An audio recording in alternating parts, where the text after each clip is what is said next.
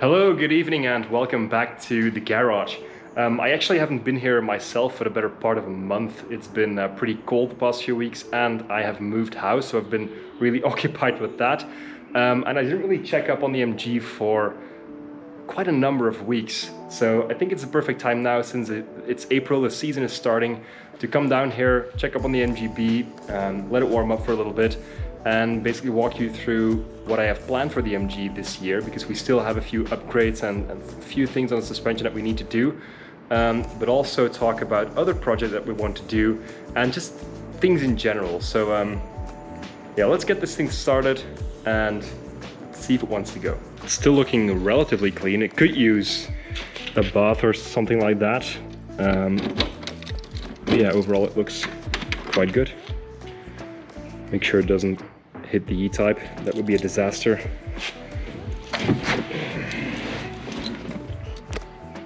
Okay, first of all, the energy ignition type switch. Doesn't have anything to do with the ignition, but oh well. I'm expecting the fuel pump to build up quite a bit of pressure since it's been a while.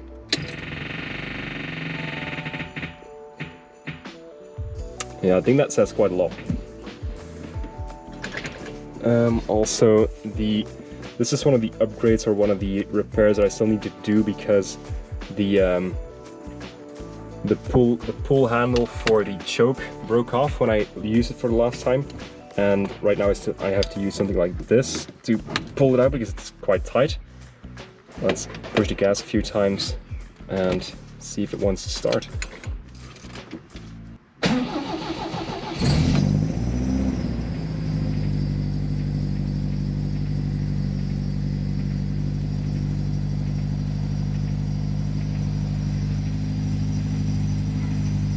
That went a lot better than I expected, wow.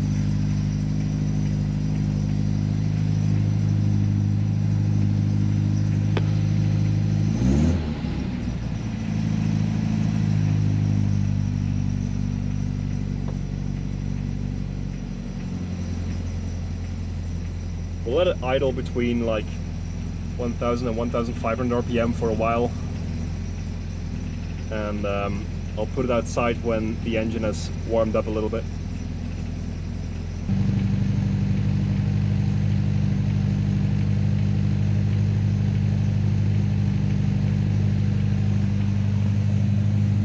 This car sounds so good when it's cold, wow. Like 2000, 3000 RPM, somewhere between that, that's where this engine really roars the loudest. That's a pretty good sound. Still happy with that exhaust.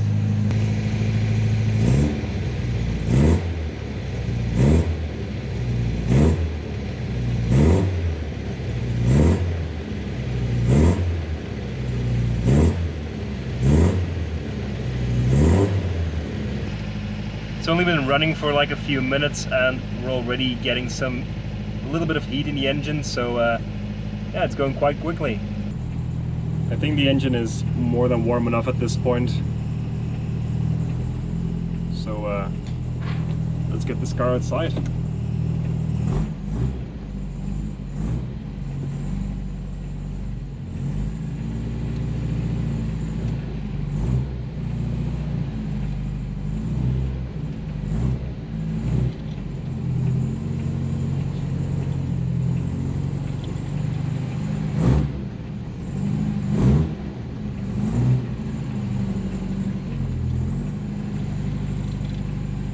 It's pretty crazy how responsive carburetors are.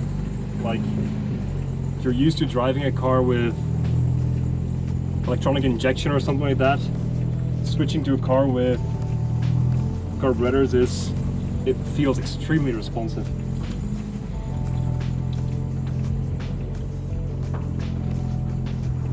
Hey, let's just do a few tours, I guess.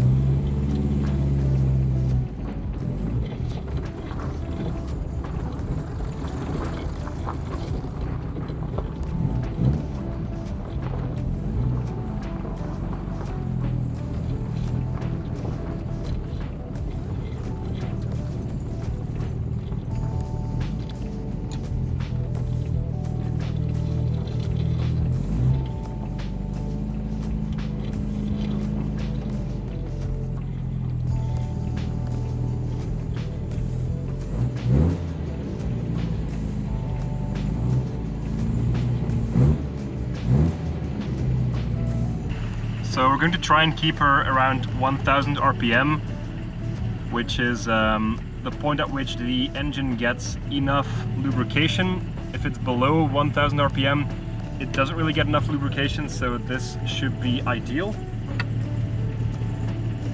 And in the meantime, I guess we can talk a little bit about what still needs to be done to the car.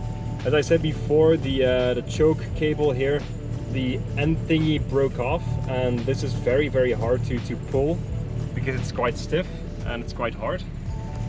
And I was thinking like maybe I could put like a red handle on here, one of those cables which is usually outside of a race car, which you can pull to either take out the energy switch or to engage the fire extinguisher inside the engine bay. Maybe that will look cool, or maybe I have to replace it with like a standard one to keep it a little bit stock looking. I'm not sure, let me know what you think. I think it will look cool. I think it would be quite a good small little mod that makes this car a little bit more unique. Now you would think that I did all the suspension work last year, but that's actually not true. I wanted to reuse the standard leaf springs at the rear, but eventually it was quite clear that those were shot. I mean, they work just fine, they're leaf springs, they don't really break, so to speak. But what does happen over the years is that they lose their tension and the car sits actually lower than it should sit. So normally I think this side right here of the wheel well should be above the tire, and right now it sits below the tire edge. So we need new leaf springs. Long story short, I think there are like these racing type leaf springs that are a little bit stiffer, a little bit lighter maybe even, and obviously that's the ones that we have to go for with this, and that's something which I really would like to get done this year. That's probably a job for this summer. Another project which really needs addressing are these seats. You can see that they are in quite a sorry state, and if we look down here, like this one is completely ripped. It's coming loose, everything's coming loose. The passenger seat is also in quite bad condition. And it would be fun to save these seats, but the leather is just, it wasn't really maintained very well, and you can see it ripped everywhere. So we are looking probably at replacement seats, and I think it would be a shame to put or to not put racing seats in this car. I'm not really sure which type of racing seats it's going to be, but yeah, it would just be a shame to put back original seats. I would like to go with this car for kind of a classic race car. Currently it's not really entirely there yet, because we still have the bumpers on the outside. It's still quite stock looking overall, but it's a pretty slow process anyway, and I think it's something which I will work towards over the years in general. So yeah, I think it's pretty fun. Killed the engine for a bit, it was getting quite hot anyway,